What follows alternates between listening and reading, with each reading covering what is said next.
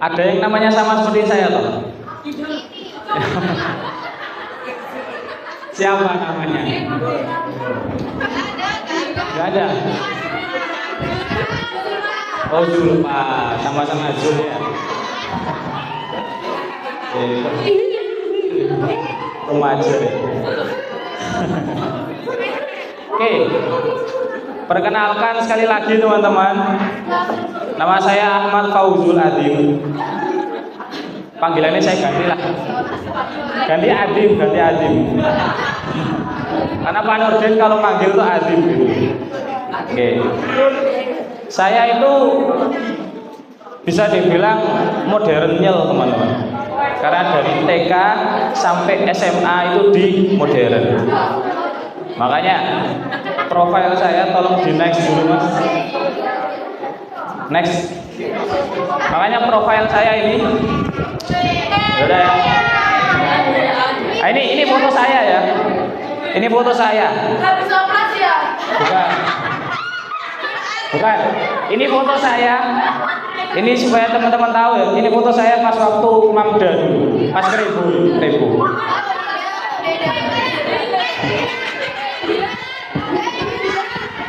Dila. Ya.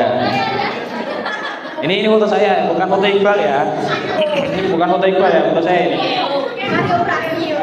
Nah, karena dari TK sampai SMA saya di modern, saya tulis di situ Pondok Modern Muhammadiyah Paciran Lamongan. Jadi memang dari kecil di Pondok Modern. Maka hari ini ketika saya dipanggil sama bapak ibu guru saya untuk ngisi di sini, ini sama halnya saya bukan ngisi teman-teman, ya, tapi pulang gitu. Tepuk tangan untuk SMPM 25. Ini saya cukup terkagum ya, karena dari dulu saya 25 itu selalu menjadi sekolah yang meriah gitu ya. Ada Pak Wahyu. Kita jilat saja terus. Oke. Biar nggak ngantuk, saya pengen kita semua menyuarakan jargonnya SMPM 25. Kalau saya dulu itu jargonnya gini, SMPM 25 diajari tanpa prestasi. Salah. Sama. Ya, kalau sama kita coba suarakan bareng-bareng. SMPM 25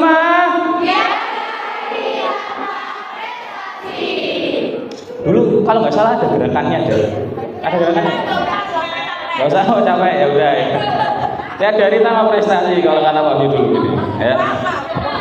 Saya lagi SMPM 25. Oke, ya. Sekali lagi tepuk tangan untuk kita semua. Oke. Balikin dulu. Balik. Nah, oke. Hari ini kita akan membahas tentang bullying. Apa itu bullying? Ngejek, perundungan. Apa lagi? Ayah, siapa ayah? Ayah suka bullying, namanya ayah.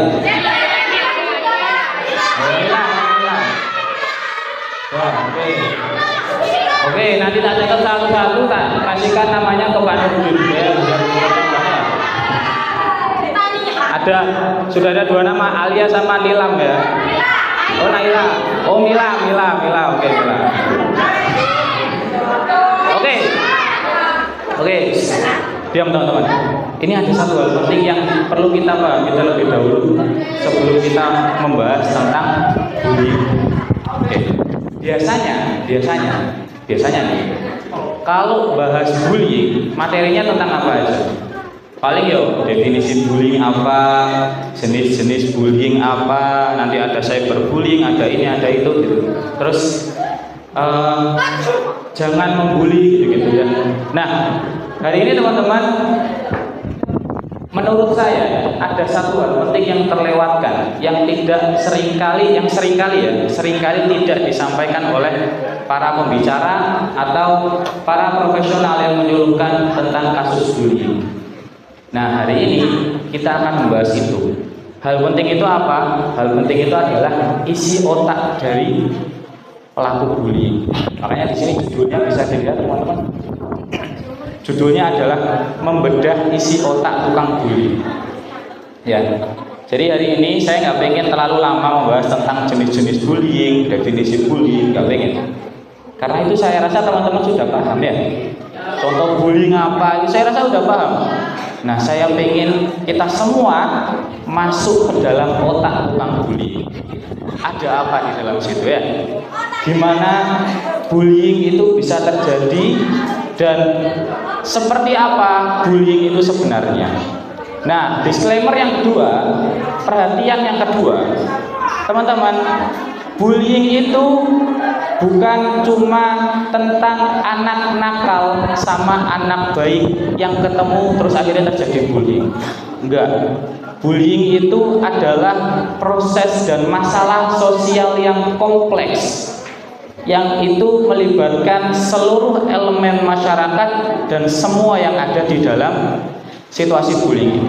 Makanya kalau misalkan mau menghentikan bullying ya, itu nggak bisa hanya dengan teman-teman saja ngomongnya. Harus nanti mendatangkan orang tua kalian semua, harus nanti mendatangkan bapak ibu guru dan seluruh tenaga pekerja SMPM 25. Nah, tapi kalau karena hari ini setelah tanya ke Pak Wahyu dan Pak Nurdin, tidak ada kasus yang cukup berat, karena ada sekolah itu yang bullyingnya itu sangat berat teman-teman. Nanti kita akan lihat salah satu contohnya di beritanya. Tapi di SMM 25 saya rasa teman-teman tidak ada ya, baik-baik ya. Jadi hari ini kita fokuskan untuk edukasi. Meskipun tidak ada, kita tetap harus membahas hal penting itu, yaitu isi otak tukang bullying. Supaya apa? Supaya kalau kita tahu isi otak tukang bullying, harapannya satu, kita tidak menjadi korbannya. Dua, kita tidak jadi pelaku. Itu yang penting ya. Jadi tujuan kita belajar ini supaya apa ya? Supaya kita tidak melakukan yang paling penting itu. Karena kebanyakan dari kita itu nggak sadar kita itu telah membuli teman kita. Oke? Nah, saya biasanya kalau ngisi itu nggak bertele-tele, nggak panjang, padat, tak bikin cepet gitu. Oleh sebab itu teman-teman, saya minta teman-teman untuk fokus dan memperhatikan betul-betul supaya tidak terlewat bahasanya ya. Siap teman-teman semua? Siap. Tolong di next Ustaz Torik. Nah, itu tadi foto saya ya. Sekali lagi itu foto saya, tak tekankan. Pas waktu prebu ini. Nah. Oke. Ini ada figura teman-teman. Bayangkan ini adalah sebuah dinding dan ada figura. Itu ada berita dari Kompas. Korban dugaan perundungan di SMP Negeri 19 Tangerang Selatan meninggal dunia. Bullying itu sampai bisa bikin orang meninggal.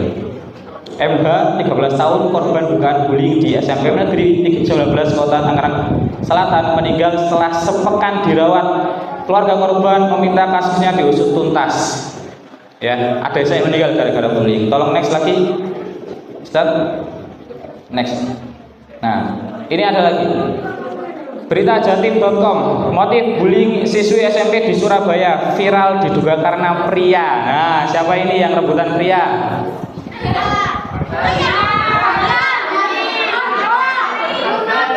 Mila lagi, nama Mila terus yang disebut ini. Oh, ayah lagi.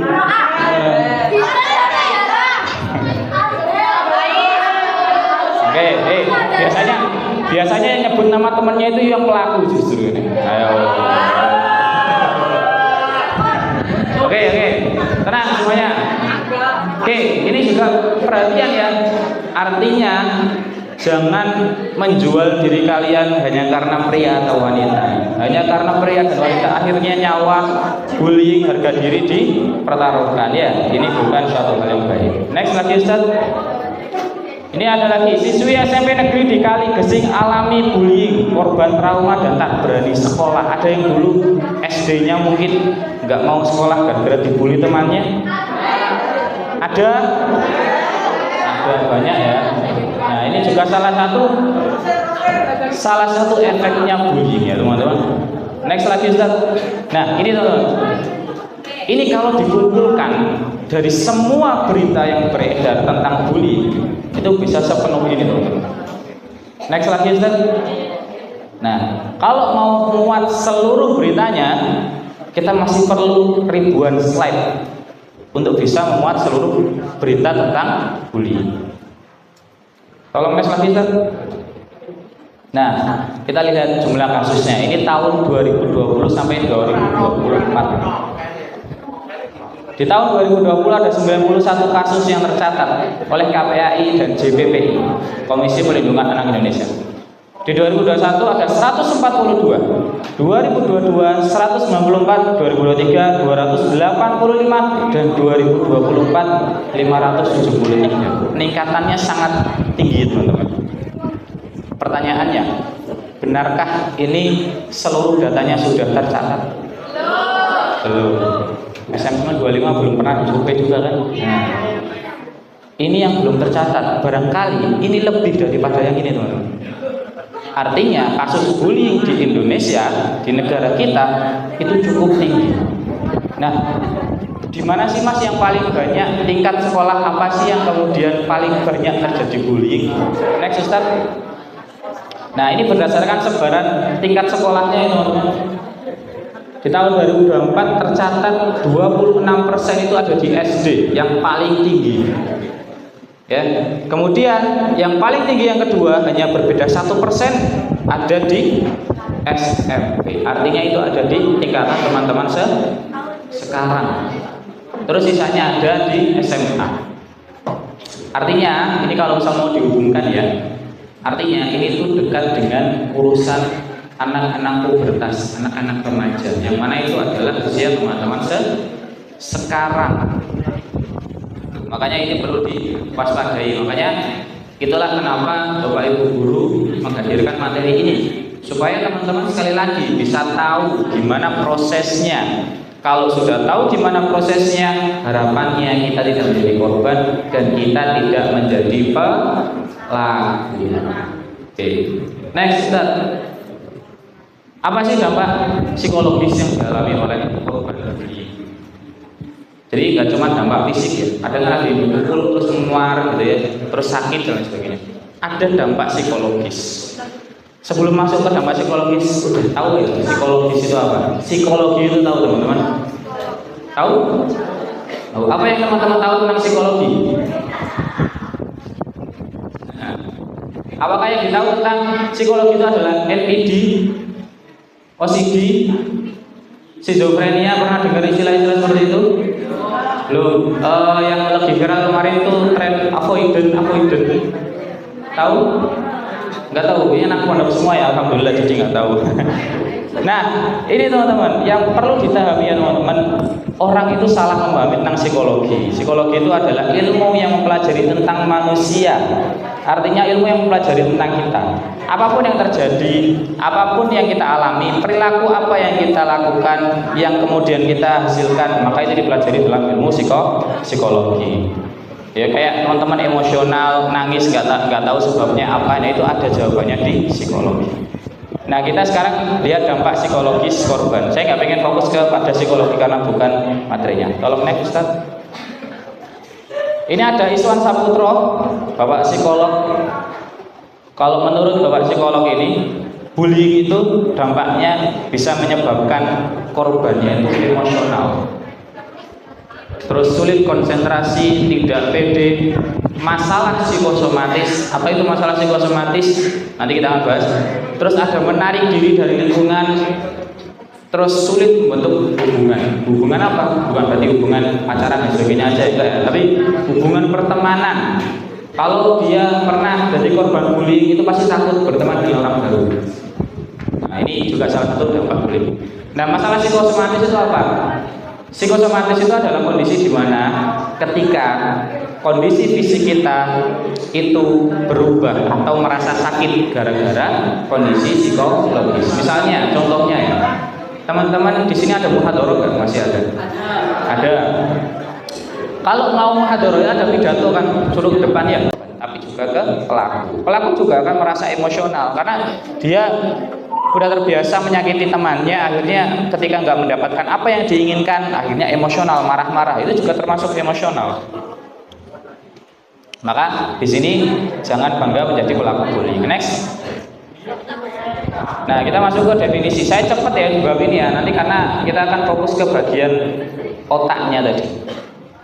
Next lagi Ustaz. Nah, menurut Dan Olweus yang nanti teorinya akan kita bedah di sini teman-teman. Ini adalah bapak psikologi ya. Kalau nggak salah itu asal Amerika. Dia tuh lahir di 1931. Belum lahir ya teman-teman ya. Meninggal kemarin di tahun 2020. Beliau ini adalah salah satu tokoh psikologi yang paling pertama yang meneliti tentang bullying. Definisi bullying menurut Dan Olweus adalah seorang dikatakan dibully ketika dipermalukan di depan umum secara terus-menerus berulang kali dengan tindakan negatif. Nah, tindakan negatif itu apa? Tindakan negatif itu ya banyak ya, sebagaimana yang nanti akan kita bahas di bab selanjutnya, yaitu jenis-jenis bullying. Ada menghina, ada memukul dan lain sebagainya itu yang dilakukan oleh satu orang atau lebih. Jadi bullying nggak butuh banyak orang ya. Kalau misalkan dibully sama satu geng baru dibilang bullying gitu, enggak. Satu orang aja juga termasuk bullying. Tolong next Ustaz. Nah, ini adalah definisi terbaru. Di tahun 2014 ada jurnal yang menelitinya. Makanya disebut judulnya adalah What is Bullying? A Theoretical Redefinition, yaitu definisi ulang, mendefinisikan ulang tentang bullying. Menurut jurnal ini adalah bullying adalah perilaku agresif yang bertujuan untuk menyakiti individu lain dengan ketidakseimbangan kekuasaan. Ada syarat ketidakseimbangan kekuasaan di sini teman-teman. Artinya misal ada anak yang dia itu tidak cukup cakap dan berani, kemudian dibully sama anak yang punya power, punya kecakapan, punya keberanian gitu ya. Maka itu disebut sebagai bullying. Tapi apakah kalau misalkan sesama temannya itu tidak disebut sebagai bullying juga? Tetap disebut sebagai bullying. Jadi kalau misalnya kita mau gabungkan antara definisi ini dan juga definisi Pak Dan Olweus tadi, bullying itu adalah tindakan negatif yang dilakukan untuk bertujuan untuk menyakiti orang lain. Itu namanya bullying. Entah itu di depan umum maupun di belakang umum ya. Oke, next Ustaz. Jenis-jenis bullying. Ada berapa? Nah, ada yang pertama adalah bullying fisik. Contohnya ada memukul, menendang, mendorong, meludahi, merusak barang milik korban. Penghapus temannya diambil, disobek-sobek apa dijojo-jojo pakai pensil. Nah, itu juga termasuk bullying. Terus ada memukul temannya, menendang. Siapa yang menendang temannya ini? Ada? Jangan ditendang temannya. Terus ada mendorong, terus meludahi. Nah, ini juga tidak boleh. Ini adalah tindakan yang dilarang. Oke, next. Selain bullying fisik, ada bullying verbal. Bullying verbal itu adalah bullying yang dilakukan melalui tindakan mulut, perkataan. Yang pertama ada menghina, nama bapak temannya dipanggil menghina, atau mungkin terus ada mengejek. Nah, itu juga bullying. Terus ada mengancam, kita ini awas ya. Ini coba tengok. Nah, ini juga ngancam. Kemudian memanggil dengan sebutan buruk. Nah, temannya dikasih julukan yang buruk, yang tidak sopan. Makanya itu dilarang. Apa itu? Oke, bullying verbal. Next. Kemudian ada bullying sosial atau relasional. Ini yang kelihatannya sangat samar teman-teman. Ini yang seringkali orang itu gak menyadari bahwasanya ini adalah bullying. Yang pertama adalah mengucilkan, ketiboloni, awas ya raboloku. Nah, itu namanya bullying juga. Terus ada menfitnah, temannya dituduh padahal dia nggak melakukan. Ada menyebarkan gosip, ya. Terus ada mempermalukan di depan. Nah, ini juga termasuk bullying. Next. Nah, yang terbaru sekarang teman-teman, ada yang namanya cyberbullying. Menghina by online, menyebarkan foto memalukan, menfitnah, posting raine. Nah, itu juga termasuk bullying. Ya, membuat stiker, betul. Nah, ini yang nggak disadari banyak kok. Oh. Tidak boleh ya. Tidak boleh ya teman-teman ya. Membuat stiker tanpa persetujuan dari temannya itu tidak boleh, dilarang. Oke, next, tolong Ustaz. Oke, itu tadi jenis-jenisnya. Oke, teman-teman. Halo. Kita masuk ke sajian utamanya. Ini yang saya maksudkan, yang sering kali dilupakan oleh orang ketika menyampaikan materi tentang bullying. Yang pertama adalah proses bullying terjadi. Gimana bullying itu bisa sampai terjadi bullying? Nah, ini yang sering kali lupa untuk dibahas. Nah, hari ini kita akan bahas itu. Oke, dan di sini ada gambar yang sudah saya bikin, teman-teman. Ini teorinya. Jujur ya, saya ambil sendiri, saya kumpulkan dari beberapa referensi, terus saya simpulkan supaya lebih bisa dipahami. Saya gambarkan bullying itu prosesnya seperti ada lingkaran yang itu tidak putus. Yang pertama dimulai dari needs, pojok kiri atas itu ada needs. Needs itu apa? Bahasa Indonesianya need itu apa? Butuh, kebutuhan ya. Ya, kalau pakai S berarti jamak, ya. Kebutuhan. Nah, di sini ada yang namanya needs, kebutuhan. Ini dari sudut pandang pelaku ya. Artinya kita melihat ini seolah-olah kita melihat pelakunya. Kenapa pelaku itu bisa sampai melakukan tindakan bullying gitu? Nah, yang pertama dia itu punya needs, punya kebutuhan.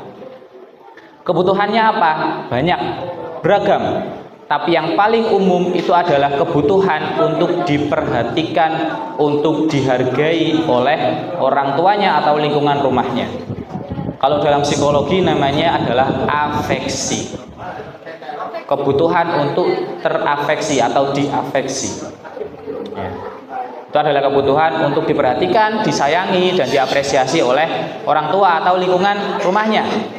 Itu disebut sebagai afeksi. Nah, pelaku bullying itu punya kebutuhan ini yang tidak terpenuhi.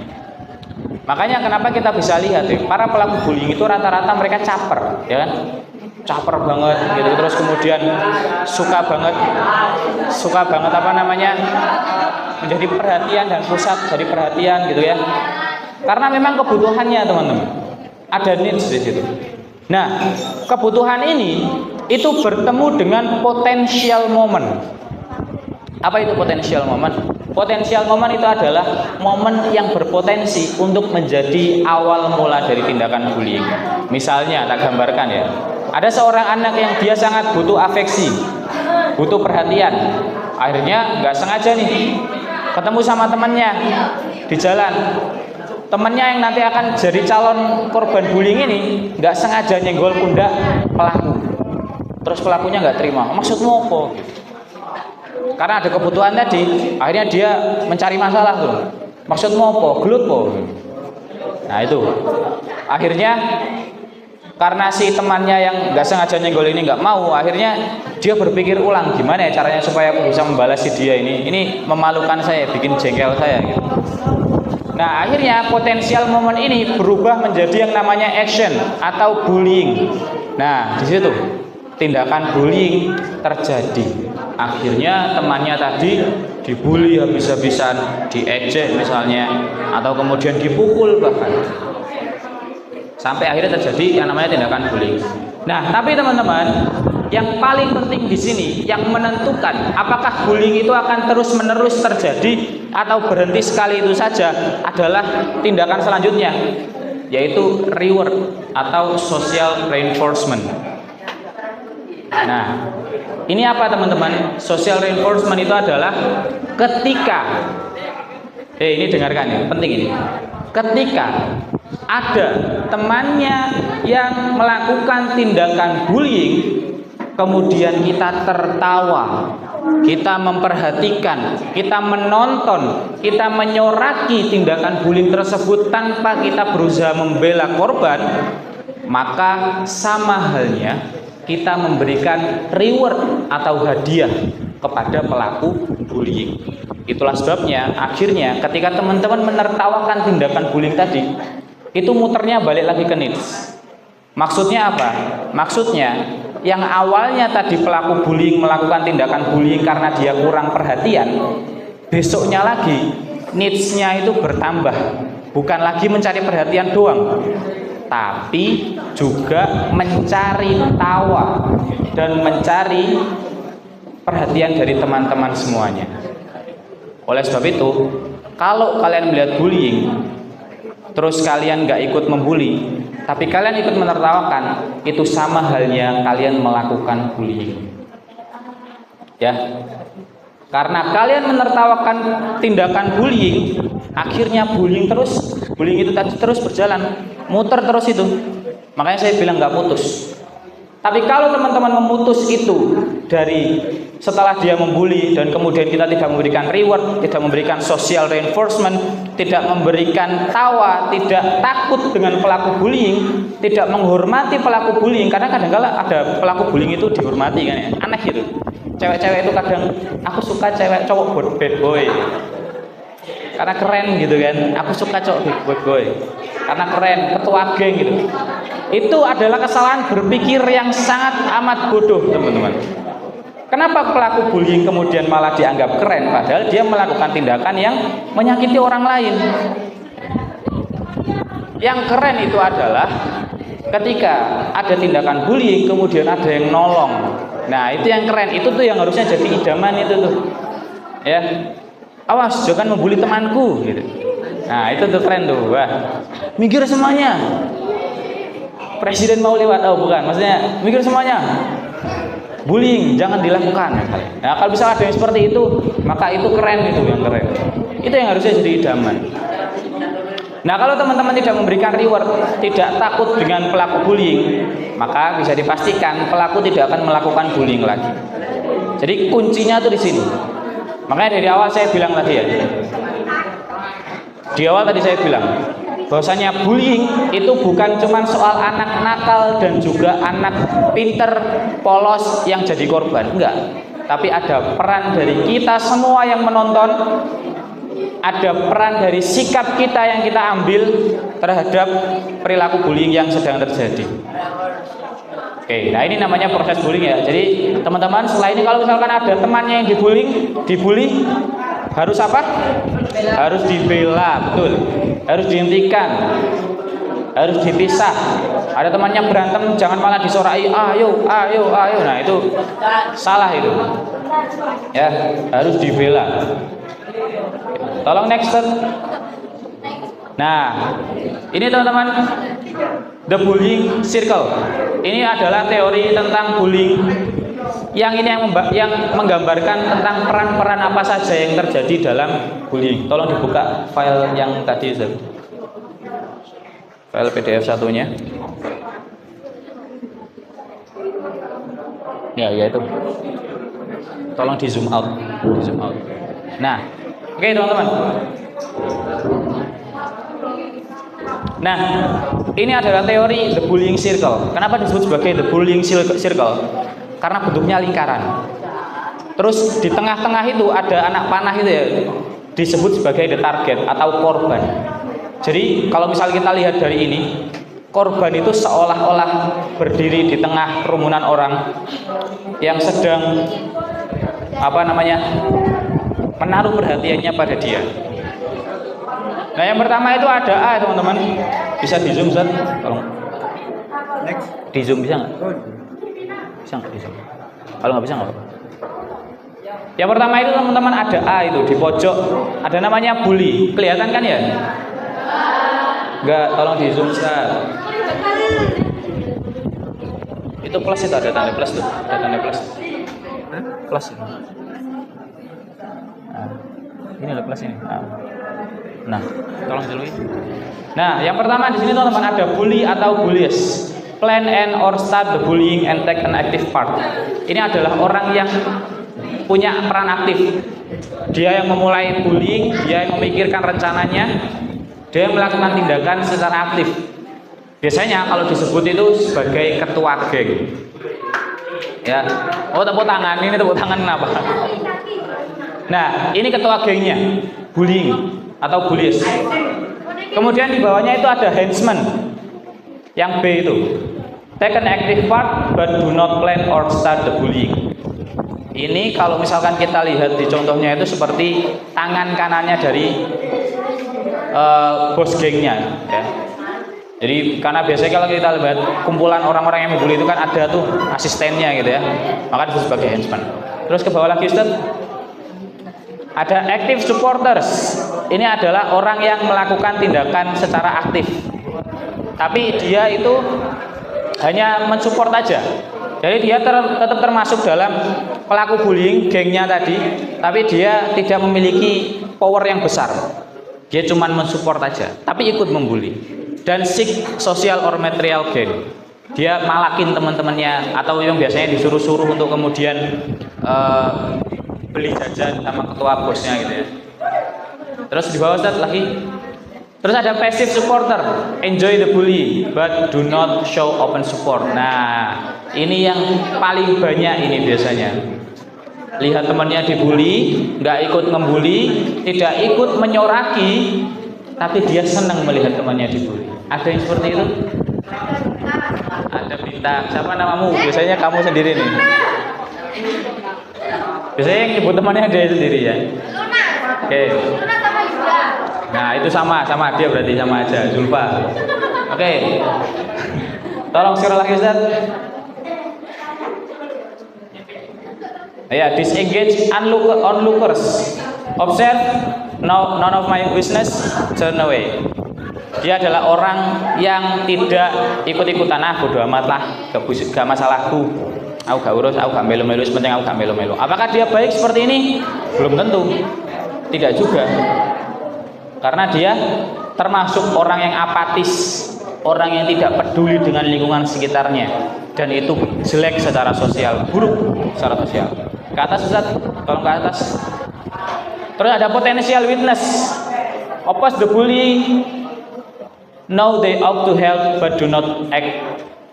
Dia melawan bullying, dia tidak suka melihat bullying itu. Dia pengen bantu, tapi dia tidak bisa membantu karena entah dia karena ya kurang power atau nggak berani. Ada yang seperti ini.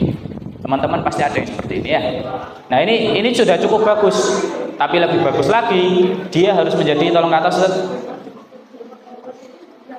Lebih bagus lagi dia menjadi resistor atau defender atau witness, orang yang melindungi, orang yang membantu target atau korban bullying. Actively resist, stand up to the bully, speak out against the bullying. Orang yang tadi yang saya maksud keren dan idaman itu tadi ya. Stop semuanya, berhenti. Jangan membuli. Nah, ya nggak gitu juga sih, terlalu alay sih, cuman kan contoh ya. Nah, tapi tindakannya harus seperti itu, aktif. Kalau ada temannya dibully, langsung pasang badan. Larang tukang bulinya untuk membuli.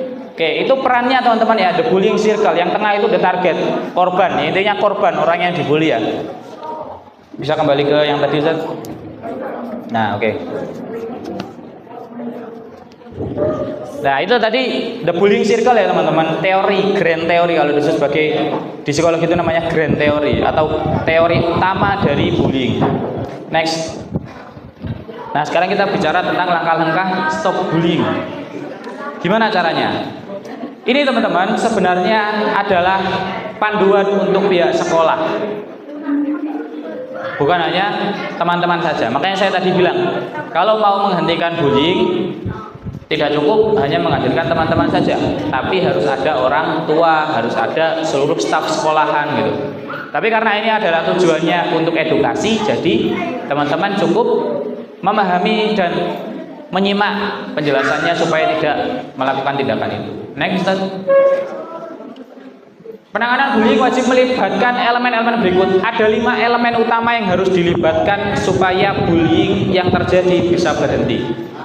Yang pertama adalah individu, pelaku dan juga korban. Itu harus dilibatkan, dibimbing. Biasanya guru BK tuh yang aktif terlibat di situ. Kemudian ada ruang kelas. Ruang kelas di sini apa? Maksudnya adalah satu kelas, satu wali kelas atau satu kelas lah ya, yang diketuai oleh satu anak. Maka itu disebut sebagai ruang kelas. Kemudian ada sekolah, pihak sekolah secara keseluruhan, termasuk gurunya, termasuk staf kebersihannya, Siapapun itu, semua tenaga pendidik dan pengajar guru yang ada di sekolah itu wajib terlibat dalam penanganan kasus bullying. Kemudian ada wali murid. Wali murid siapa? Yaitu orang tua. Orang tua teman-teman semuanya harus terlibat. Karena tadi ya, ingat ya, anak yang membuli itu datang dari needs yang tidak terpenuhi. Salah satu needs yang paling sering tidak terpenuhi adalah afeksi, perhatian dan juga penghargaan dari orang tua. Makanya dia membuli, cari perhatian di luar. Makanya orang tua harus terlibat secara aktif. Kemudian ada komunitas sosial. Komunitas sosial itu siapa? Semua yang ada di pondok modern ini. Mamda, terus ada apalagi ya, MIM 01, MTS, semuanya harus terlibat supaya bullying tidak terjadi secara terus menerus. Next Ustaz, kita akan bahas satu-satu. Yang pertama, individu. Gimana caranya kita bisa menyelesaikan atau memberikan langkah-langkah kepada individu? Yang pertama adalah intervensi cepat. Maksudnya kalau ada bullying, panggil kedua-duanya, korban pelaku panggil. Intervensi, tanya masalahnya apa, kenapa kok bisa jadi bullying? Itu namanya intervensi cepat, gak usah nunggu. Sama halnya seperti teman-teman, ketika ada temannya yang dibullying, langsung lakukan intervensi cepat, pisah, gak boleh dilanjutkan, jangan malah diketawain ya. Kemudian yang kedua ada bicara terpisah dengan pelaku dan korban. Yaitu tadi seperti yang saya maksud, guru BK memanggil pelaku dan korbannya untuk kemudian diinterogasi. Dan yang ketiga ada libatkan orang tua. Kalau misalkan kasusnya ini sudah berlebihan, maka kemudian wajib dipanggil orang tua pelaku dan juga orang tua korban supaya bisa memberikan penguatan di rumah. Karena kalau pulang misalkan ada pelaku yang dia butuh perhatian, ya diberikan perhatian di rumah. Korban yang karena dibully akhirnya dia nggak pede, nggak mau sekolah, maka orang tuanya memberikan pendampingan. Nah, ini yang baru pertama ya, individu aja sudah sekompleks ini. Next Ustaz. Yang kedua ada ruang kelas. Ini adalah tanggung jawabnya wali kelas. Yang pertama diskusi mingguan tentang bullying. Wali kelas wajib membangun kebiasaan untuk teman-teman semuanya mendiskusikan tentang bullying. Ada nggak yang dibully? Ada nggak yang melakukan bullying? Ada nggak yang suka ejek-ejekan? Kalau ada, kemudian nanti dievaluasi bersama-sama. Harus semuanya diedukasi supaya tidak melanjutkan bullying. Kalau ada temannya dibully, jangan malah ditertawakan. Itu tugas wali kelas. Yang kedua adalah penetapan konsekuensi. Kalau ada temannya yang ngejek nama bapaknya, nama ibunya, atau kemudian ngejek temannya, mukul temannya, menghina temannya, atau bahkan apapun tindakan negatif yang membuat temannya tidak nyaman, maka harus ada konsekuensi. Misalnya harus piket 1 minggu penuh misalnya gitu. Dan banyak lagi. Terus kemudian pertemuan wali kelas. Ini adalah koordinasi yang harus dilakukan oleh pihak sekolah supaya wali kelas tetap seragam dalam memperlakukan tindakan bullying.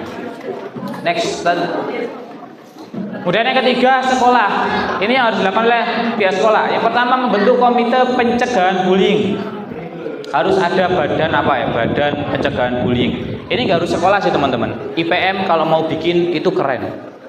Misalnya posko pelaporan bullying gitu. Jadi bikin posko pelaporan bullying, siapa kontak personnya. Kalau misalkan ada yang dia dibully, dia boleh menyampaikan dan ngadu ke IPM untuk nanti IPM bantu ngadu ke sekolah atau ke guru-guru BK. Ini keren. Kalau bisa IPM bikin seperti ini. Dulu pimpinan daerah IPM Lamongan pas fortasi itu pernah bikin itu, namanya posko pengaduan bullying juga. Tapi khusus untuk fortasi. Jadi kalau misalnya ada sekolah-sekolah atau pimpinan ranting IPM yang dia nakal, membuli atau mempelonco adik-adik tingkatnya, maka nanti bisa mengadu ke pimpinan daerah. Nanti pimpinan rantingnya diberikan SP atau diberikan sanksi. Nah IPM kalau bisa bikin ini, komite pencegahan bullying, apalah namanya teman-teman. Supaya teman-teman, karena teman-teman ya, korban bullying itu kadang malu dan takut untuk menyampaikan keluhannya. Apalagi kalau bullyingnya adalah bullying seksual ya, pelecehan ya. Dan ini bukan satu hal yang langka terjadi di sekolah karena sudah banyak kasusnya. Kemudian ada pelatihan staf menyeluruh. Seperti tadi saya bilang, semua tenaga pendidik harus dilatih. Tujuannya apa? Tujuannya adalah supaya kalau ada tindakan bullying tidak ditertawakan. Karena ini yang paling susah untuk kemudian dilakukan. Kemudian ada survei bullying, disurvei ada nggak tindakan bullying. Pengawasan ketat, harus seringkali patroli sekolahan. Dan kemudian menerapkan moto, yaitu kami tidak merunduk dan kami membantu korban bullying. Ini prinsip yang harus diterapkan oleh pihak sekolah. Next, Ustaz. Terus yang keempat, orang tua bisa lakukan di rumah. Yang pertama adalah mendidik kesadaran orang tua, sadar kalau anaknya jadi korban atau pelaku. Terus kemudian harus membangun komunikasi terbuka dengan anak. Orang tua harus terbuka, dan teman-teman harus mulai terbuka dengan orang tua ya. Kalau kalian menjadi korban bullying, jangan malu ngomong ke orang tua. Karena tempat yang paling aman untuk kalian bercerita tentang diri kalian itu adalah orang tua. Begitu banyak kasus-kasus di luaran sana, tapi saya yakin di SMM 25 dan khususnya Pondok Modern, semoga Bapak Ibu guru kita selalu terjaga. Begitu banyak ya kasus-kasus di luar sana itu, guru itu bahkan merundung muridnya atau bahkan melakukan tindakan yang tidak pantas pada muridnya. Maka kalau misalkan teman-teman sudah nggak mau cerita ke orang tua, maka cerita ke siapa lagi? Kalau memang malu kepada guru, malu kepada teman, ceritakan itu semua kepada orang tua. Terus kemudian orang tua harus mendukung kebijakan sekolah. Ini tolong disampaikan ke orang tuanya ya. Kalau misalkan ada pelaku bullying, terus dihukum sama gurunya, tolong ya gurunya jangan dilaporkan ke polisi. Ini yang kemudian kadang-kala orang tua itu salah kaprah. Orang tua menitipkan kalian sekolah di sini, itu tujuannya untuk apa? Supaya bisa digembleng, supaya bisa dididik dengan baik. Tapi ketika dididik dengan baik, ketika digembleng, malah orang tua nggak terima, ngelaporin gurunya ke polisi. Terus gimana maunya? Kan begitu. Jadi kalau misalkan ada orang tua kalian yang terindikasi seperti itu, kasih tahu ke orang tua. Ya, kita harus belajar untuk menerima kesalahan. Kalau kita salah ya nggak apa-apa, kita dihukum ya. Seperti itu. Kemudian next Ustaz. Terus ada yang terakhir adalah komunitas sosial. Ini ringan lah ya, menyebarkan pesan-pesan anti bullying, jangan membuli, hashtag gitu. IPM kalau misalkan mau bikin event kasih hashtagnya atau jangan membuli temannya, nah itu juga boleh. Terus membangun kemitraan luar sekolah sama militer, polisi, lembaga keagamaan dan sebagainya. Kalau ada temannya yang suka membuli, coba langsung dibawa ke barak militer, biar disuruh push up, digembleng di tempat militer. Karena itu ada cukup efektif menurut saya. Seperti apa yang dilakukan oleh Kang Deddy Mulyadi ya kemarin. Next Ustaz. Oke, teman-teman, halo. Hai. Oke, kita sudah ada di penghujungnya. Sebagai penutup, saya mau kasih tahu quotes yang harus teman-teman pegang selama hidup, sampai nanti kalian kuliah, sampai nanti kalian lulus kuliah. Kita harus menjadi berani karena benar, bukan berani karena besar. Jadi kalau besar toh terus berani karena besar itu nggak cukup, tapi harus karena benar. Kalau kita benar ya kita harus berani. Ya, jadi bukan cuman karena kita besar, karena kita anak DPR, karena kita anak ini, itu bukan satu hal yang penting. Next Ustaz. Oke, terima kasih teman-teman semuanya. Materinya sudah habis. Itu yang bisa saya sampaikan. Harapannya ini bisa menjadi catatan teman-teman. Sekali lagi ya, kita belajar bullying supaya kita tidak menjadi korban dan juga tidak menjadi pelaku. Selebihnya, mohon maaf. Saya serahkan kembali kepada Ustadz Torik.